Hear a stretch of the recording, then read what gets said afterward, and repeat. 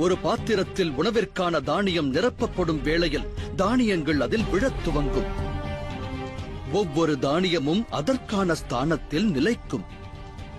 அந்த பாத்திரத்தில் எந்த தானியமானது மேல் உள்ளது, எது கீழ் உள்ளது என்ற பேதமானது தானியத்தில் இருக்காது. ஏனெனில் பாத்திரத்தில் உள்ள தானியம் அனைத்தும் இறுதியில் உணவாக வேண்டியதே. அகிலத்தில் வாழும் ஜீவராசிகளும் அவ்வாறே.